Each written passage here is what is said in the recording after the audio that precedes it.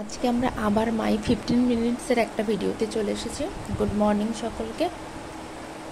কি আমরা সময় নষ্ট না করে প্রশ্নটা পড়ে নেব। প্রথম প্রশ্নটা রয়েছে the list polarised anion is. বেশ কতগুলো অ্যানায়ন দেওয়া আছে, বলা হয়েছে এর মধ্যে লিস্ট পোলার কোনগুলো। এই ধরনের প্রশ্নগুলো আমরা কিভাবে সলভ করব, দেখে তো আপাতত মনে হচ্ছে যেন সবগুলো স্ট্রাকচার রাখতে হবে, তারপরে কিভাবে করতে হবে ঠিক আমরা বুঝতে পারছি না। ঠিক আছে, কিন্তু এই ধরনের প্রশ্নগুলো কিভাবে করতে হয় সেটা আমি একটু বলে দিই। যেমন এতে আছে সালফার এবং অক্সিজেন, বিতে আছে কার্বন এবং অক্সিজেন, আর সিতে আছে নাইট্রোজেন এবং অক্সিজেন, ডিতে আছে সিএল এবং অক্সিজেন, ইতে আছে আয়োডিন এবং অক্সিজেন। এইভাবে আগে দেখে নিতে হবে যে কোন কোন অ্যাটমের কম্বিনেশন। তারপরে কিন্তু আমাদের যেটা করতে হবে সেটা হচ্ছে, আচ্ছা আমি লাল কালারের একটা কালি আনি, দাঁড়াও। বেশ, এবার আমরা ইলেকট্রোনেগেটিভিটিটা অ্যাপ্রক্সিমেট আমরা লিখে নেব। যখন ইলেকট্রোনেগেটিভিটির ক্লাস করিয়েছিলাম, অ্যাপ্রক্সিমেট কিছু জিনিসের বেশ 10টা থেকে 12টার মতো অ্যাটমের কিন্তু আমি ইলেকট্রোনেগেটিভিটি লিখিয়ে দিয়েছিলাম এবং বলেছিলাম এগুলো একটু মনে রাখতে হবে। সেগুলো কোথায় কিভাবে অ্যাপ্লিকেশন করা হচ্ছে সেটা একটু দেখে নেবেন। সালফারের ক্ষেত্রে আমি জানি কত, ওই 2.5 কিংবা 2.6 হবে। অক্সিজেনের জানি 3.5 হবে। আলটিমেট ডিফারেন্স হয়ে গেল 1-এর মতো ইলেকট্রোনেগেটিভিটির। সালফার এবং অক্সিজেন কার্বনের ক্ষেত্রে অলমোস্ট একই হয় এবং এর ক্ষেত্রেও আমি ধরে নিলাম 3.55 হয়। তাহলে এই পার্থক্যটাও কিন্তু 1-এর মতো হয়ে গেল। নাইট্রোজেনের ক্ষেত্রে 3 হয়, এর ক্ষেত্রে 3.5, তাহলে এই পার্থক্যটা হয়ে গেল কিন্তু 0.5। আমাকে লিস্ট বলেছে, তাহলে এই একটা আমি 0.5 পেলাম। দুটো 1-এর থেকে নিশ্চয়ই এটা অনেকটা কম ইলেকট্রোনেগেটিভিটি ডিফারেন্স। ক্লোরিনের ক্ষেত্রেও কিন্তু 3 হয়, এর ক্ষেত্রে 3.5। যা বাবা, তার মানে এর ক্ষেত্রেও আমি 0.5 পেয়ে গেলাম। বেশ, থাক না, আমরা দেখি কিভাবে করতে হবে। 2.6-এর মতো হয় ইলেকট্রোনেগেটিভিটি অফ আয়োডিন, এর ক্ষেত্রে 3.5 হয়। তাহলে দেখা যাচ্ছে কিন্তু এই ভ্যালুটা অনেকটা বেশি। ক্যালকুলেশন না করে বুঝতে পারছি, এটা লিখলাম না। তাহলে আমার কারবার হবে এই দুটোকে নিয়ে। এবার আমাকে নির্ণয় করতে হবে যে এই দুটোর মধ্যে কে লিস্ট পোলার। ওকে, এই দুটো কোথায় কোথায় আছে, সি এবং ডিতে। তাহলে আমাদের এইটা এবং এইটার ভিতরে এখন কম্পিটিশন চলে এসছে। দেখুন এখানে এই যে নেগেটিভ চার্জটা 3টে অক্সিজেন অ্যাটমের মধ্যে ডিভাইড হচ্ছে, আর এই নেগেটিভ চার্জটা 4টে অক্সিজেন অ্যাটমের মধ্যে ডিভাইড হচ্ছে। অবশ্যই একটা বিস্কুটকে আমি যখন 3 জনের মধ্যে ডিভাইড করব, আর একটা বিস্কুটকে যখন আমি সেই একই বিস্কুটকে 4 জনের মধ্যে ডিভাইড করলে এরা কিন্তু অনেক কম পরিমাণে পাবে। ঠিক তেমনি এর ক্ষেত্রে নেগেটিভ চার্জ কিন্তু অক্সিজেন অনেক কম পরিমাণে পাচ্ছে। কম পরিমাণে পেলে কী হবে, পজিটিভ এবং নেগেটিভের মধ্যে যে ডিফারেন্সটা সেটাও কিন্তু অনেক কম হয়ে যাচ্ছে। সুতরাং আমি চোখ বন্ধ করে বলতে পারি ডি আমার উত্তর হয়ে যাবে। এটাই হয়ে যাবে কিন্তু লিস্ট পোলার। এই ধরনের প্রশ্নগুলো কিন্তু যদি এই ট্রিক্সগুলো জানা থাকে, এই প্রসিডিওরগুলো আপনার জানা থাকে, তাহলে কিন্তু ম্যাক্সিমাম 10 সেকেন্ড সময় লাগবে, ম্যাক্সিমাম। এই ধরনের প্রচুর প্রশ্ন মাই 15 মিনিটসে সলভ করা থাকবে। আপনারা একটু ভিজিট করবেন এবং একটু সময় নিয়ে বিষয়টাকে দেখবেন। এসএলএসটি পাস করতেই হবে। এসএলএসটি পাস করতে গেলে আপনাকে কিন্তু একটু সময় দিতে হবে, অ্যাটলিস্ট দিনে 30 মিনিট করে। একটা করে মাই 15 মিনিটস দেখুন, আর একটা করে অর্গ্যানিকের জন্য অর্গ্যানিক A to Z দেখুন, ব্যাস। আর বাদ বাকি আপনার কিচ্ছু দেখার দরকার নেই। যদি কারোর কনসেপ্টের গন্ডগোল থাকে কিংবা মানে একটু টপিকগুলোও পড়তে হয়, তখন আপনারা ভিতরের ভিডিওগুলো একটু দেখলে আপনাদের সুবিধা হবে। বেশ, আমরা কিন্তু পরের প্রশ্নটাতে চলে যাব। প্রশ্নটা প্রথমে ভীষণ ভালো করে পড়তে হবে। ঠিক আছে, the electron affinity of the following elements can be arranged. Electron অ্যাফিনিটিটাকে কোন অর্ডারে আমি অ্যারেঞ্জ করতে পারি। ইলেকট্রন অ্যাফিনিটির যখন আমি ক্লাস করিয়েছিলাম, সেটা হয়তো 10 মিনিটের একটা ভিডিও আছে, দেখে নেবেন, একটু দেখে নেবেন, সুবিধা হবে আপনাদের। সেখানে আমি বলেছিলাম electron affinity of group 17 element always greater than group 16, কিংবা বাদ বাকি সব কিছু। আর একটা জিনিস বলেছিলাম, ক্লোরিনের কিন্তু electron affinity highest in the periodic table. তাহলে ক্লোরিনের হচ্ছে electronegativity highest in the periodic table, সেটা দিয়ে আমি কি কোনো অপশানটাকে ছাড়তে পারছি না? সবগুলোর ক্ষেত্রে ক্লোরিনকে বুদ্ধি করে কিন্তু প্রথম পজিশনে রেখে দিয়েছেন। তাহলে আমি তার পরের থেকে ছাঁকবো, তাই তো?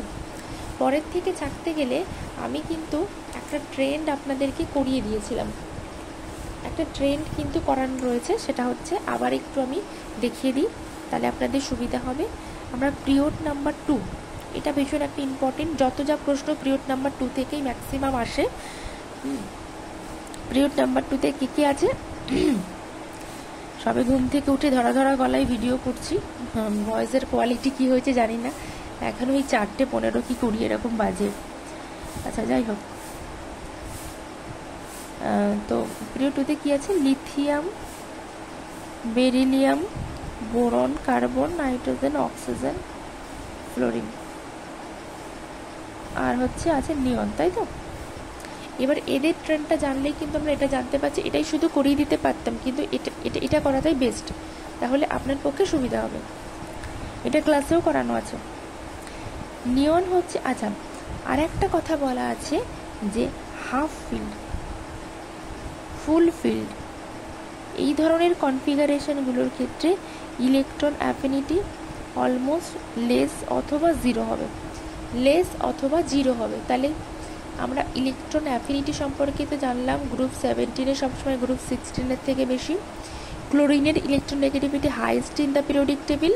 আর একটা জিনিস জানলাম কি, হাফ ফিল্ড অথবা ফুল ফিল্ড কনফিগারেশন যদি হয় তাহলে তাদের ক্ষেত্রে ইলেকট্রন অ্যাফিনিটি কিন্তু লেস অথবা জিরো হবে। এটা কিন্তু নোবেল গ্যাস কনফিগারেশন, এবং এটা কিন্তু সবসময় একটা কি ফুলফিল্ড কনফিগারেশন, সুতরাং এ কিন্তু প্রথমেই চলে, কিন্তু ইলেকট্রন অ্যাফিনিটি সব থেকে কম। এবার প্রত্যেকের ক্ষেত্রে আমি একটু লিখি ছোট করে। হাইড্রোজেন, হিলিয়াম, লিথিয়াম 1:2:1, পরস্পর বাড়ছে 2:2, 1:2:2p1, বেরিলিয়ামের, বোরনের, কার্বনের ক্ষেত্রে 1:2:2p2, nitrogen 1:2:2p3, oxygen 1:2:2p4, 1:2:2p5। ওকে, এবার হচ্ছে এ যেরকম ফুলফিল, এর ক্ষেত্রে 1:2:2p6 ছিল। ফুলফিল কনফিগারেশন সবার লাস্টে আমরা নিয়ে এলাম। এবারে এটাও একটা ফুলফিল্ড কনফিগারেশন, বেরিলিয়াম, তাহলে এখানে চলে আসবে। হাফ ফিল্ড কি আছে? নাইট্রোজেন আছে হাফ ফিল্ড, তাহলে নাইট্রোজেন, তারপরে এই যে হাফ ফিল্ড এবং ফুলফিল্ড লেস এবং জিরো হবে, এরা অলমোস্ট জিরো হয়।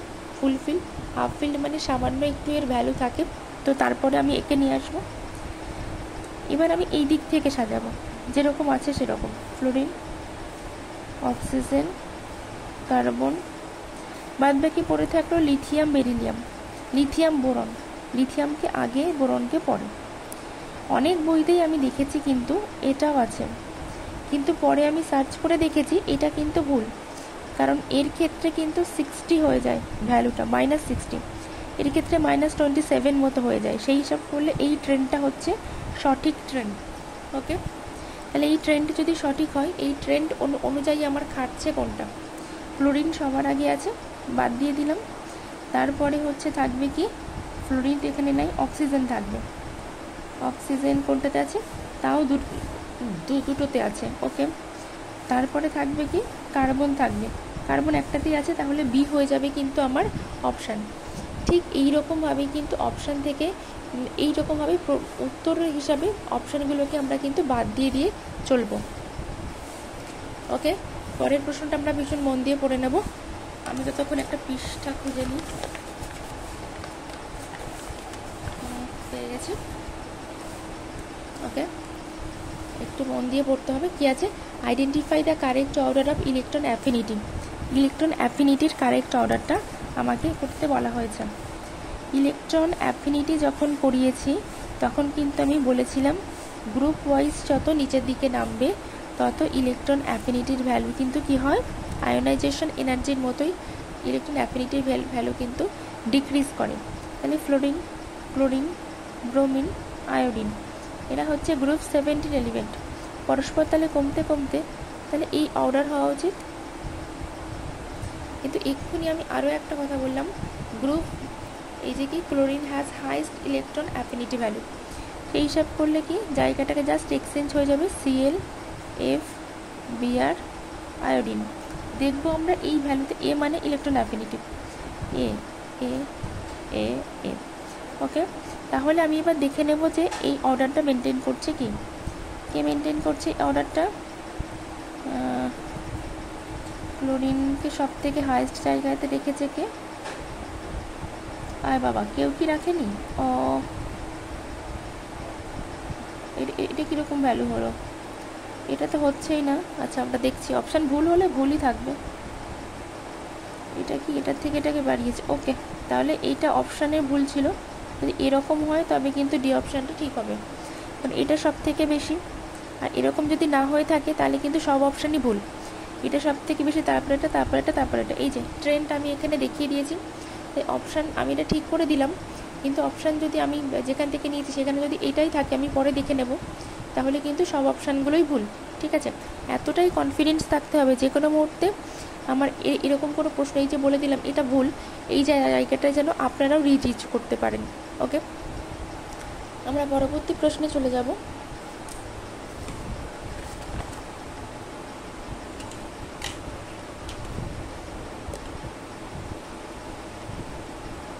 ওকে, প্রশ্নটা পড়তে থাকুন।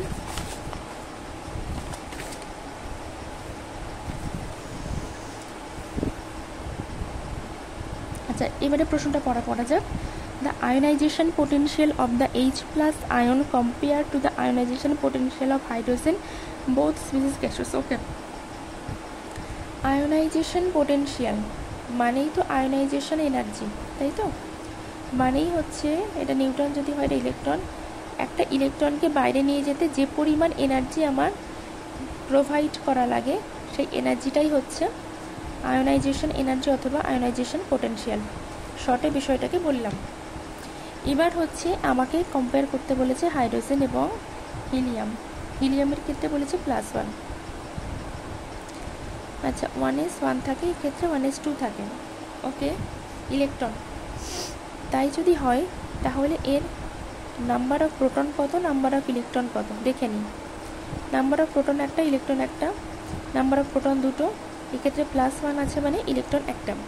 সুতরাং বুঝতেই পারছি যে এখানে কি প্রোটন থাকে কেন্দ্রে, ইলেকট্রন বাইরে ঘুরে বেড়ায়। ইলেকট্রন দুটোর ক্ষেত্রে একই, কিন্তু প্রোটনের ভ্যালুটা কিন্তু হিলিয়ামের ক্ষেত্রে অনেকটা বেশি থাকার ফলে অনেক শক্তভাবে একে কিন্তু হোল্ড করে রাখবে। সুতরাং কিন্তু আয়োনাইজেশন এনার্জি হিলিয়ামের ক্ষেত্রে কিন্তু অনেক বেশি হবে হাইড্রোজেনের থেকে। তাহলে এইটা কোথায় আছে, compare to understanding of hydrogen, greater option, এই যে ডি অপশান হচ্ছে আমার গেটার। নর্মালি এটা তো 1 ইলেকট্রন সিস্টেম, সুতরাং যদি আমরা, আচ্ছা ঠিক আছে, ওটা আমি দিয়ে ব্যাখ্যা যখন অ্যাটমিক স্ট্রাকচার পড়াবো তখন ওখানে করলেই হবে। ঠিক আছে, ওখানেই তখন করিয়ে দেবো। এর ক্ষেত্রে নর্মালি কি 13.6 ইলেকট্রন ভোল্ট হয়। ঠিক আছে, ওই হাইড্রোজেন স্পেকট্রা থেকে। ওকে, অ্যাটমিক স্ট্রাকচারে পাওয়া যাবে। এর ক্ষেত্রে ভ্যালুটা Z² প্লাস 13.6 হয়, 13.6 হয়, দিয়ে আলটিমেট ওই 54.5 এরকম ইলেকট্রন ভোল্ট হয়ে যায়। এটা এইরকম ভ্যালুতে থাকে, এটা কিন্তু এরকম ভ্যালুতে থাকে। ওকে, যাদের অ্যাটমিক স্ট্রাকচার পড়া আছে তারা এখান থেকেই বুঝতে পারবে, না যাদের পড়া নেই তারা আমি যখন অ্যাটমিক স্ট্রাকচার পড়াবো এই ডিটেলস বিষয়টা জানাবো। ঠিক আছে, আচ্ছা আমরা লাস্ট প্রশ্নে চলে আসছি। 15 মিনিটসে প্রায় 14 মিনিট হয়ে গেছে। আমি যে চেষ্টা করি ভিডিওগুলোকে 15 মিনিট ওই রকম লেন্থে রাখার। ওকে, কী বলা হয়েছে এখানে, বলা হয়েছে the smallest ionic radius among the following is. Okay, এটা চেষ্টা করুন, আমি যতক্ষণ একটু পৃষ্ঠা খুঁজে নিই।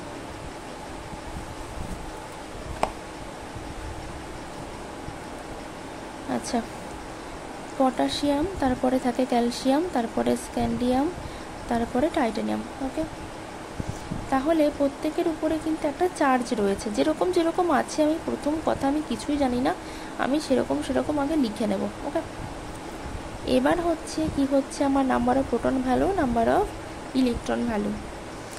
এখানে কিন্তু আলটিমেট আমি দেখছি সবই কিন্তু আইসো ইলেকট্রনিক। একটা জিনিস খেয়াল রাখতে হবে, এই পর্যন্ত এইটা বাদ দিই, এটাকে আমি বাদ দিচ্ছি। হ্যাঁ, বাকিগুলো সব আইসো ইলেকট্রনিক। কেন বলছি? প্রোটন ভ্যালু কিন্তু পরস্পর যখন এটা তো একই পিরিয়ডে রয়েছে, পিরিয়ড নাম্বার 4, তাই তো? পিরিয়ড নাম্বার 4-এ রয়েছে। তো এই দিক থেকে এইদিকে যত আমি যাচ্ছি লেফট টু রাইট, তত কী হচ্ছে, জেড ভ্যালুটা, প্রোটন ভ্যালুটা কিন্তু, জেড এফেক্টিভের ভ্যালুটা কিন্তু বাড়ছে। তার মানে প্রোটন, ওই যে বলেছি প্রোটন এবং ইলেকট্রন দুটো সেম জায়গায় থাকে। এর ভ্যালুটা উত্তরোত্তর বাড়ছে, কিন্তু এর ভ্যালুটা কিন্তু এখানে সেম থাকছে। এটা যদি বাড়তে থাকে তাহলে আলটিমেট কী হবে সেটাই আমাকে দেখতে হবে। ইলেকট্রনের ভ্যালুটা এর ক্ষেত্রে 18 হয়ে যাবে, কারণ 19 থাকে প্লাস আছে, এর ক্ষেত্রে 20 থাকে প্লাস 2 আছে 18, এর ক্ষেত্রেও 18, এর ক্ষেত্রেও 18, এর ক্ষেত্রে +3 হয়। +3 হওয়ার ফলে কিন্তু এই ক্যালসিয়ামের মতো একটা জায়গায় চলে আসে। এটাকে আমি ওমিট করে দিতেই পারি অপশানটাকে। তো জেড এফেক্টিভের ভ্যালু বাড়ছে, কিন্তু ইলেকট্রন একই আছে, তাহলে এ অনেক শক্তভাবে কিন্তু একে হোল্ড করবে। এর জেড এফেক্টিভ সব থেকে বেশি এবং ইলেকট্রন সংখ্যা সমান আছে, তাহলে অনেক শক্তভাবে একে হোল্ড করবে। তাহলে অ্যাটমিক সাইজটা এমনি ছোট হয়ে আসবে। নর্মালি কিন্তু আমরা যখন লেফট টু রাইট যাই অ্যাটমিক সাইজ ছোট হয়ে যায়, সেটা আমরা জানি। এবং এর ক্ষেত্রে এক তো আইসো ইলেকট্রনিক, প্লাস হচ্ছে জেড এফেক্টিভ বেশি, অনেক শক্তভাবে হোল্ড করবে। সুতরাং আয়নিক সাইজ সবচেয়ে, অ্যাটমিক সাইজ সবথেকে যদি ছোটো কার ক্ষেত্রে বলা হয়, অ্যাটমিক নয় আয়নিক, কারণ এখানে আয়ন রয়েছে, সেক্ষেত্রে কিন্তু চোখ বন্ধ করে বলে দেবো এই অপশানটা ঠিক হবে। ওকে, এই 5টা প্রশ্ন ছিল, ভীষণ অ্যাডভান্স লেভেলের প্রশ্ন এগুলো। এই প্রশ্নগুলো আপনারাও একটু প্র্যাকটিস করবেন, যদি সম্ভব না হয় প্র্যাকটিস করা, বারংবার ভিডিওগুলো দেখবেন, তাহলেই হয়ে যাবে। ভীষণ ভালো থাকবেন প্রত্যেকে।